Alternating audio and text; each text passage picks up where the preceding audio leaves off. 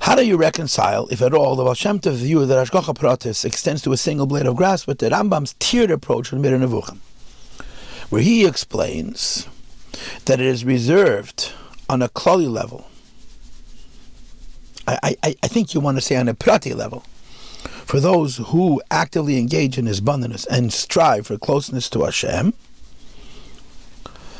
and other creations who don't have that kind of intimacy, that they only have hashgacha on a klali level. He explicitly states that providence does not extend to a leaf falling from a tree, or that a certain spider catches a certain fly.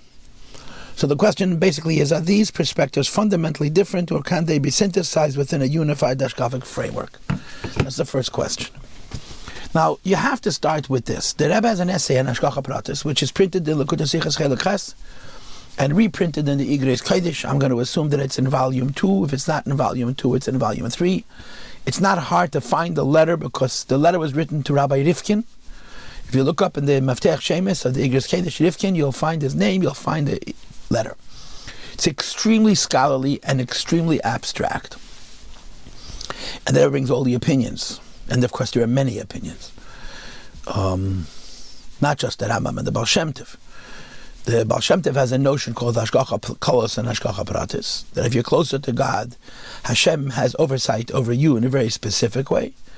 If you're further from God, so he just oversees the species, the type, that every animal species should survive, but which one lives and dies is not directly overseen. And the Rambam is not unique in this. Most Rishonim agree with that the closer you are to Hashem, the more Hashgacha you have. The farther you are from Hashem, the less Hashgacha you have. Which really means that their concept of Hashgacha is almost like a reward. A better person has a greater Hashgacha, a lesser person has lesser Hashgacha, so you create your own Hashgacha. And the Rambam says that Hashgacha Pratis is on everything. And the classic expression is on datzach, Temimim Achei. I would encourage you to look in that letter and see the footnotes there. I want you to know that the Rebbe spoke about this many times. I remember the Rebbe once saying in Fabrengen, where I was present. The Rebbe said in Fabrengen, the mittel Rebbe matatzach, zu mishalav sein, the Shita Hashgacha Pratis, von dem Rambam mit den Shiten von Baal Shem Tov. And he added, man kann sich vorstellen, wo das meint, der mittel Rebbe soll sich materen.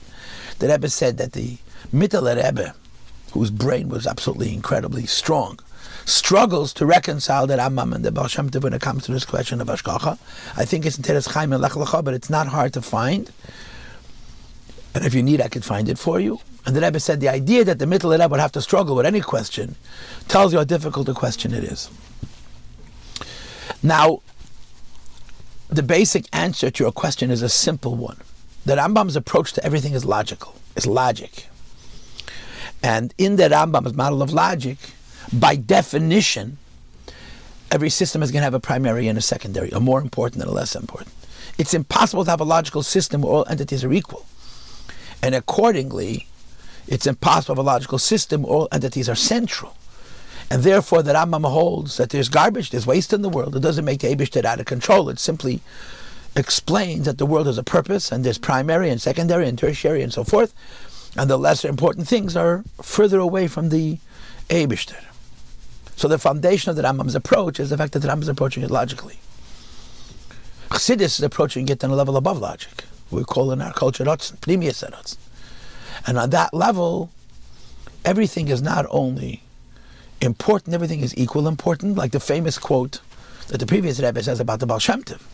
The Baal Shem Tov's Shita and Hashgacha has two big chidushim. Number one, that Hashgacha Pratis is a filu, while that Hashem oversees even animals, plants, and minerals in a precise way. Number two, each aspect of Hashgacha Pratis is negiah leklolos kavanas rabbi. Every aspect of Hashgacha, even in the tiniest components, touches the entire purpose of the creation. Because the Baal Shem Tov's approach is altogether above logic, and on the absolute level, everything is absolute. So there are two different worlds. There are apples and oranges. Now, bepashtus, on a simple level, the Rambam speaks this way because the Rambam is a philosopher, and philosophers speak within the parameters of logic. The Rambam is a makubal. The Baal Shem Tov is a makubal, and the Rebbe of Chassidus says different rules. But our Rebbeim very much wanted to reconcile the two approaches. And the final word on it, in my opinion, is the Sikha that the Rebbe said, the second Hadrin, from Tov Shin Mem Vav, which is printed in Linktree Sichas Chelik Chaf Zayin, I believe, where the Rebbe says that the Rambam's opinion and Chassidus' opinion are both true. In fact, they work together as a synthesis, but the Rambam is speaking after the Tzimtzum, and Chassidus and Kabbalah are speaking before the Tzimtzum. Meaning, the Rambam is describing Hashgacha that we can understand. The Rambam is describing Hashgacha, that's what we'd call revealed, where you can see the Hashgacha of the Eibishter, and the Hashgacha seems to make sense to you. That Hashgacha is not universal, that Hashgacha is not uniform. Everything has a different Hashgacha. Some things have less, some things have more, some things have none. The Baal Shem Tov is telling you the absolute truth. But the Baal Shem Tov's absolute truth is not a logical truth. On a logical level, it's impossible to have a complex system where everything is equal. So, the Rambam is not talking about Hashgacha Pratis in the absolute sense. He's talking about the visibility, the Hashgacha that you can understand.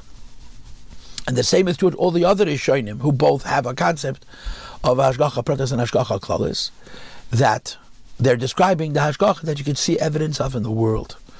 Chassidus is telling you the truth, and they're both true. It's true that everything is Hashgacha Pratis, and it's true that not everything in Hashgacha could we understand.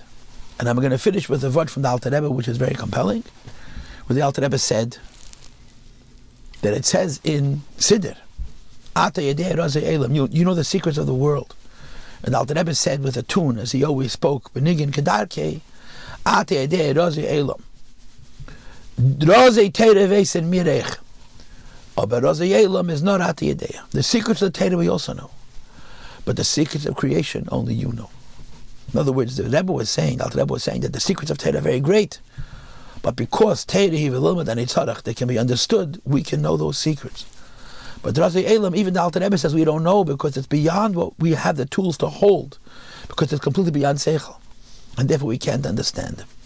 And that's how Chassidus reconciles the Rambam and the Baal Shem Tov and makes them into a cohesion, makes them into a unity.